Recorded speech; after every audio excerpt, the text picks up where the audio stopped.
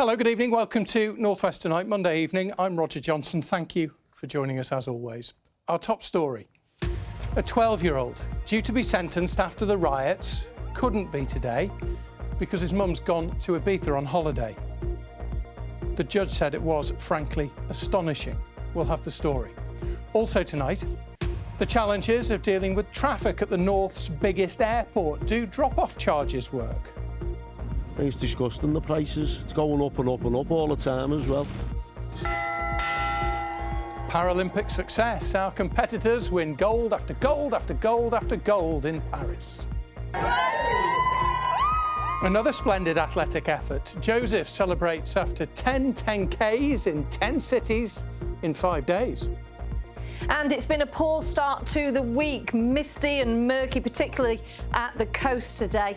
But things are set to improve. So join me at the end of the programme. I'll give you all the details.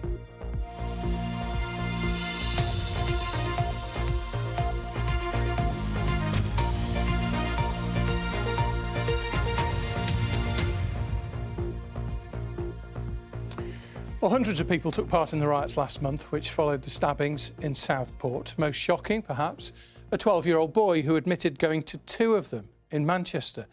Well, he was back in court today to be sentenced, but he couldn't be because his mum went to Ibiza on holiday yesterday instead of accompanying her son. The judge said that she was astonished. Katie Barnfield was at Manchester Magistrates Court. She joins us now live from there. Probably other people might be astonished too, Katie. Tell us more about what happened there today. Well, Roger, the boy had come to court here this morning expecting to be sentenced, as you say, for his part in 2 separate riots. The first one in Newton Heath in Greater Manchester on the 31st of July, where he was part of a group that attacked a bus outside an asylum seekers hotel. And then a few days later in Manchester city centre, where he'd been filmed kicking the windows of a vape shop and then also admitted throwing a missile at the police. Judge Joanne Hurst told Manchester Magistrates Court today the 12-year-old had played a greater part in the recent disorder than any adult she had seen, but she decided to adjourn today's sentencing because the boy's mum had gone on holiday to Ibiza instead of coming with him to court. The judge said she was frankly astonished by his mum's decision and that she was not prepared to proceed with the sentencing without her there. The boy had been brought to court by his uncle instead. Judge Hurst also said the court hadn't been notified until a couple of days ago that his mum wasn't going to be coming. She said to the boy's uncle, "I will want an explanation from his mum of why she decided to go on holiday 1 day before her 12-year-old son is due in court. This is a serious situation and it has deteriorated further because of the actions of his mother." She then addressed the boy directly and said, "I don't know how much of all that you understood, but boys like you need their mum when big things happen in their lives. Well, it might cause you to worry for the next week. I haven't made any decisions. I just want your mum here." And the judge said she will now be issuing a parental summons to force his mum to come to court when the boy is sentenced, which will now be next Wednesday. Katie, thank you very much indeed. Katie Barnfield there reporting for us live from Manchester. Now, hundreds of thousands of Oasis fans tried to get tickets over the course of the weekend for the band's first concert in 15 years. But many were furious to find that tickets were escalating in price, many giving up or being kicked out of the system as they waited. Davinia Ramos has this report. If you tried getting Oasis tickets over the weekend, chances are this was your reality.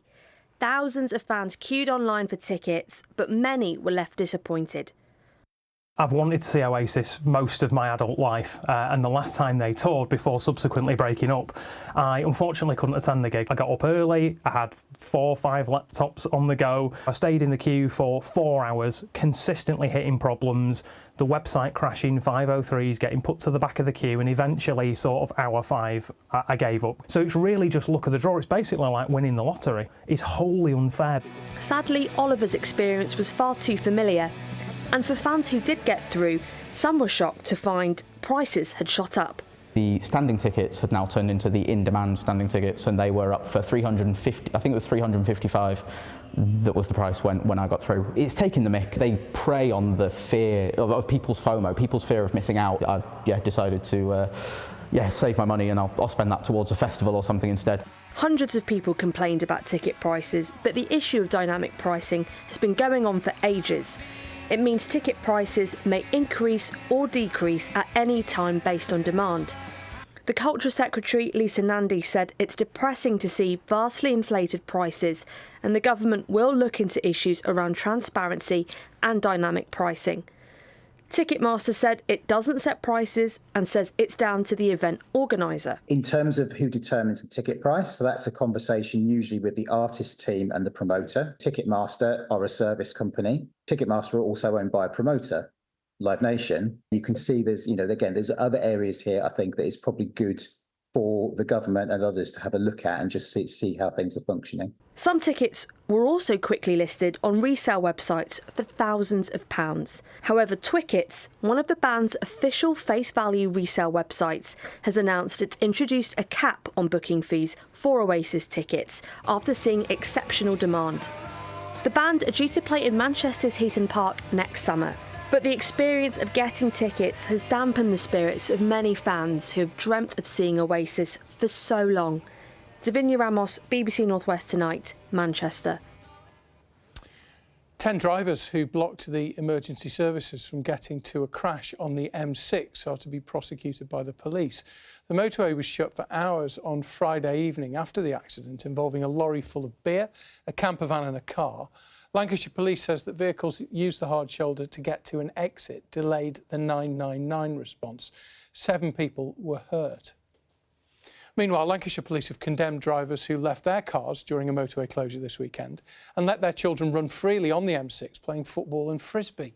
The carriageway was closed because of an incident on a bridge. When the road reopened, abandoned vehicles were blocking lanes, causing further delays. 5 weeks on from the stabbings in Southport, in which 3 young girls died, faith leaders have come together today to walk through the town, calling for an end to the divisions caused by the rioting, which followed the knife attack. We are stronger together and united than we are divided, and that's the message that is important that we are conveying to all of society here, that whether you're from any faith or none, together we are a united kingdom. Now, if you've been watching over the past month, you'll know that on Monday evenings we've been going behind the scenes at Manchester Airport. It's about to join the international big league with 30 million passengers a year travelling through it. But its local impact is hugely important, especially how to deal with all the traffic. And nothing seems to generate emotions at the airport more than drop-off charges. People dropping off friends and family at Manchester Airport have reacted angrily at being charged for the privilege. 2018, and Manchester Airport introduces a charge to drop off passengers outside its terminals. It wasn't popular. It's just another way of getting money out of people. I read on the website that disabled people could drop, and they said you've still got to pay. 6 years on, it's still a bugbear for customers. A fiver to come in is ridiculous because you're only here 2 minutes. The airport makes enough money, so I don't think it should charge you. I think it's disgusting, the prices. It's going up and up and up all the time as well. It now costs £5 for 5 minutes, a little more for 10, but £25 if you take longer than that.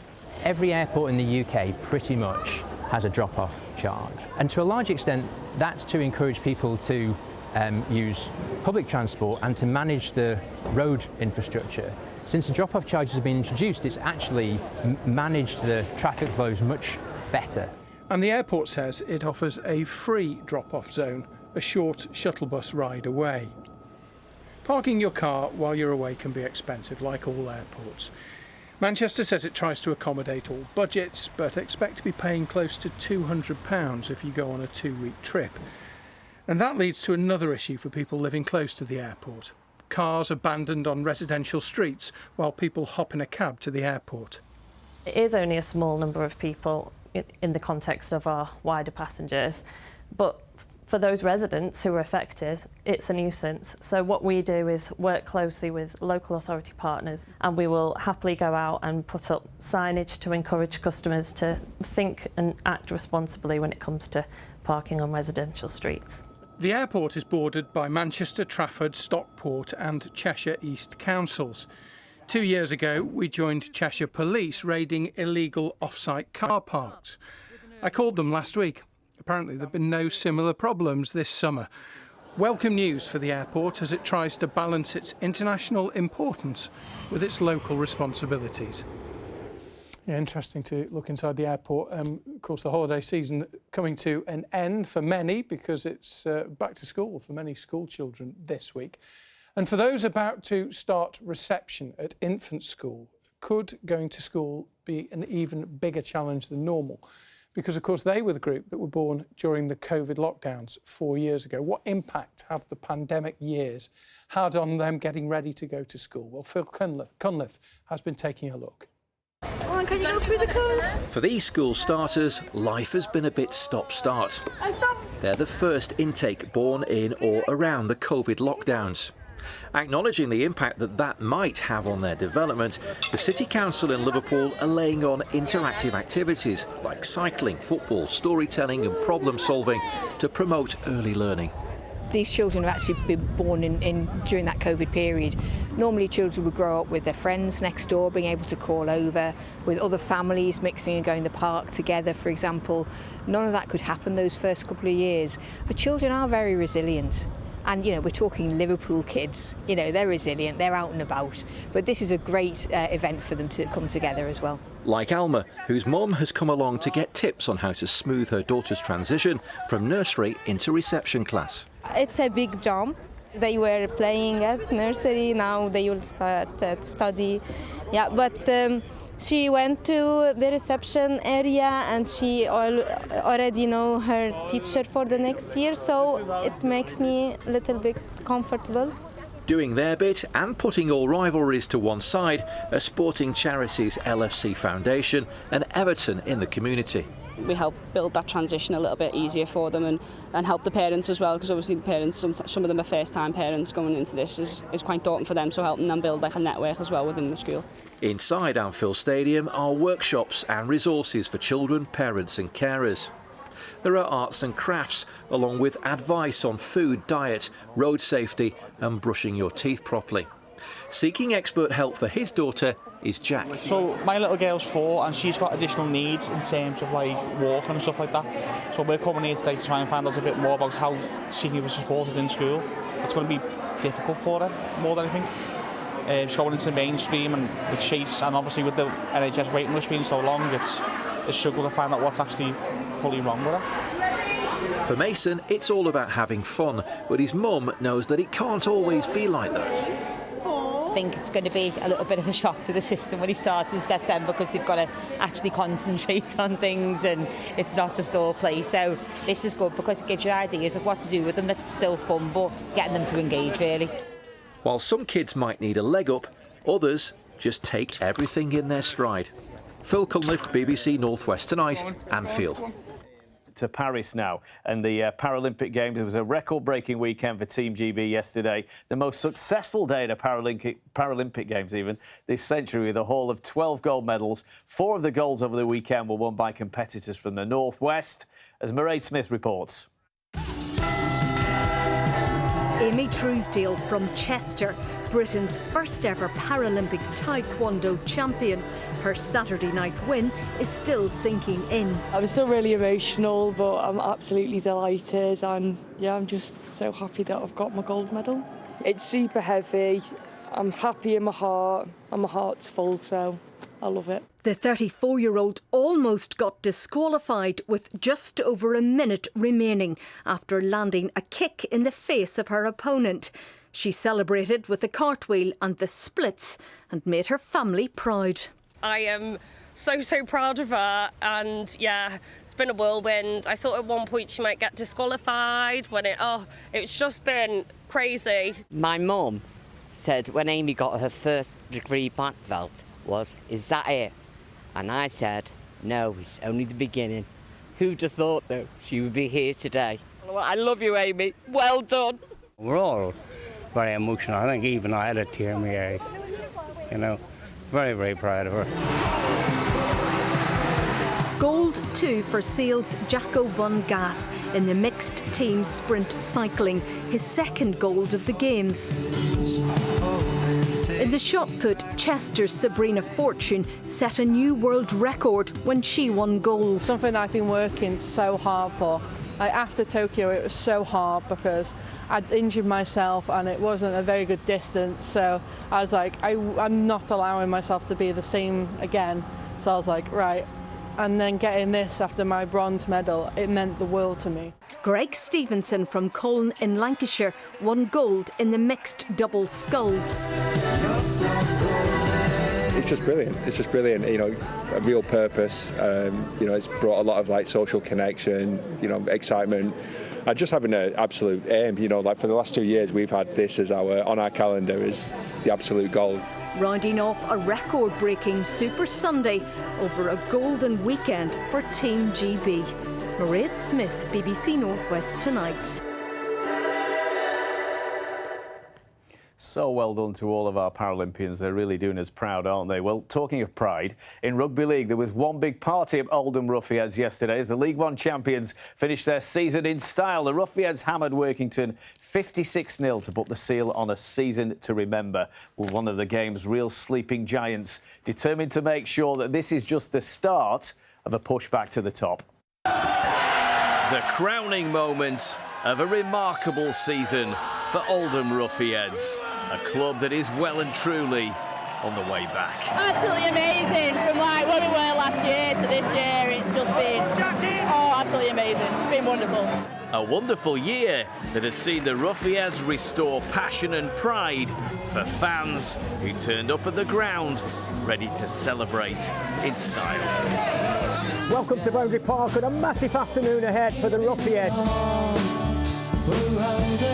We've come so far on this journey, it's fantastic. Absolutely superb, brilliant. Champions, champions! Gonna fight for a winning try. I first went to water sheddings when I was 5 with my dad, and he had his clogs on. Those memories just stick with you, and I'm sure other people have got their own memories, but I think what it means to the town, the community, it's just absolutely fantastic. We've shown that what we've said we'd do, and I think the fans are starting to believe that it's together, stronger together, and it's our club. And on a fantastic day for the famous old club, the team put on a show, running in 10 tries in hammering Workington 56-0. The perfect way to sign off a stellar season, not least for local boy and skipper Jordan Turner. Jordan, many congratulations. You know, what a way to seal it, and you know you're a local man. You know what this means. Yeah, it's an incredible achievement for the team, myself, and the club as a whole. 18 months ago, this was unthinkable, and yeah, a proud moment for me today. Oh, it's amazing. We've not missed a game. Not missed a game. It's amazing. We've got it tattooed on us. Have you? Let's have a look. Oh, you see, there you go. Ruffians for life, aren't you? Life! What a day this is for Oldham Ruffians, but of course, this hasn't happened by accident. It's taken a lot of hard work and hard cash to build this squad. Some of these players have Super League experience, but the message from the people at Oldham is that this is just the start. And with the ambition and backing to push for Super League, there's a real confidence at the Ruffians. They're building something very special. They really are brilliant. What a day for Oldham. In Super League, St Helens moved into the top 4 with an 18-10 victory over Huddersfield Giants. In the round ball, Roger Salford City in action tonight. In League 2 against MK Dons. All the best coverage, of course, on BBC Radio Manchester. Brilliant. Richard, thank you, as always. Richard's a runner, I think. He's a cyclist. If you're not a natural runner, I'm not. You might have tried something like Couch to 5K or something like that in order to get going. Well, Joseph Adams is a British Down syndrome swimming champion, but he'd never really run much more than 2K before. However, last week he set off to do 10 10K runs in 5 days across Europe. He did it to raise money for the disability programme at Altrincham Football Club, and he finished in his hometown yesterday, as Ian Haslam reports. Keep going, it's the end's just over this hill. The final stretch of Joseph Adams' No Limits Running Challenge. Mission complete. Joseph's a great sportsman. He's a big swimmer, so I thought rather than giving him a swimming challenge, wouldn't it be more fun to give him a running challenge? So he'd never run more than 2K before, but we came up with this idea of 10 10Ks in 10 countries in 5 days, and seems to capture people's imagination. How difficult was it? How tough was this challenge? Really hard. Yeah, really hard. You had to get up at like 6, half 6 in the morning and run, and it was typically 30-degree heat. And then once you'd run, you then had to jump back on the bus and get to the next hotel about midnight. So the biggest challenge wasn't running the 100K; it was getting his sisters out of bed on time in the morning. So we had a bit of fun there, didn't we, Joseph? Yeah. The challenge took Joseph through countries including Belgium, Luxembourg and Germany. Huge stamina from a 21-year-old born with low muscle tone who couldn't walk unaided until he was almost 3. Is it just something that's within you that you have to keep going all the time? Yeah. We called it No Limits because what we've learnt with Joseph is that rather than applying labels and assuming people can't do something, the idea of kind of taking the limits off, then you find out what their true potential is. And how much money have you raised? Just over 300,000, and we've got pretty good visibility on 350,000, and hopefully keep going, get a bit more. As well as Altrincham, Joseph's a Liverpool fan whose club legends offered support. I think what you're doing is a huge inspiration to everyone, mate. The challenge that you're doing, running all that distance. Just wanted to wish you all the very best with your 10K challenges. John Henderson and Steven Gerrard are both former Liverpool captains. What did you think when you got messages from those two? Amazing. Hi Joseph, it's Aaron Maguire here. I've heard all about your challenge. Yeah, I was probably more starstruck than he was. Yeah, it was nuts. It was nuts. And Jill Scott, yeah, so it was fantastic. It gave us a real boost, actually. Some of them came through, and it was really tough. A lot of us were crying at the end. It was huge. But for Joseph, it was all about, what was your big motivation at the finish? Beer and pizza. Beer and pizza.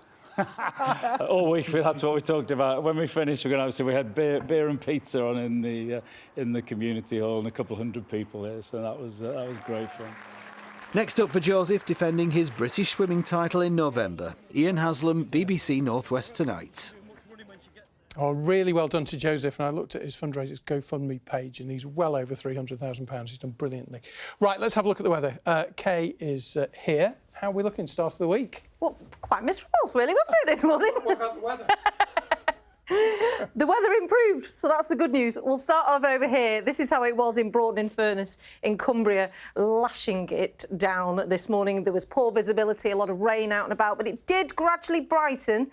That said, we still do have a warning in force, which I'll tell you about in a minute. So thank you so much for sending those photos in. If you would like to send yours in, please do. Join me on socials. Otherwise, better yet, become a weather watcher. Send me the pictures and what it's like where you are. Now, before we get to that weather warning, which is valid till midnight, just a quick recap. I know it's autumn already, it's strange.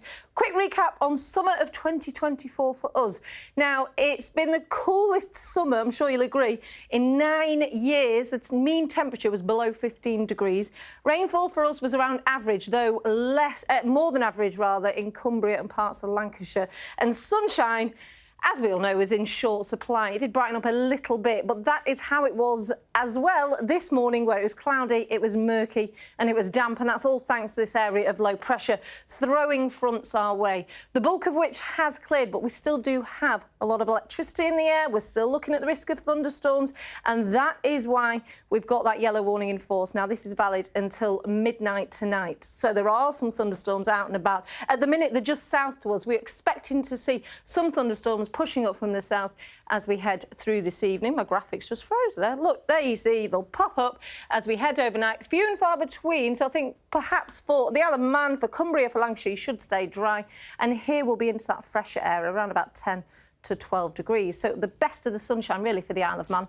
Coastal parts of Cumbria, Lancashire, we'll all see that sunshine developing as we head into the afternoon ahead of the next front, which will bring cloudier skies and a few outbreaks of rain for the Isle of Man. Elsewhere staying dry and feeling fresher. Today was really quite muggy, but tomorrow 18 degrees will be the high. Now, as we head throughout the week, high pressure is really trying to build in. There will be some fronts that will introduce cloudier skies. So for Wednesday, for example, it's going to be a fairly cloudy day. The risk of the odd spot of rain for most of us, though. It'll stay dry, but it'll feel cool. A high of just 16 degrees. That's your forecast. Now, listen, a quick mention about tomorrow. It's the 3rd of September tomorrow. Yes. Yes, 40 years ago, 1984. I was 2 years old. You were 2 years old. It had numerous different names before that point, but North West Tonight was born. So, have a look at this picture. I've been for a chat today with a familiar face. Look at him there on the right. Oh, look at him. My predecessor, Gordon Burns, sat in the hot seat here from 1997 to 2011 when I arrived, so we're going to hear from him and look back through the archives at 6:30 tomorrow. You might even make an appearance. In a blooper. Knowing me. Possibly. So join us if you can, but in the meantime, whatever you're doing, have a lovely evening and thanks for watching. Good night. Take care.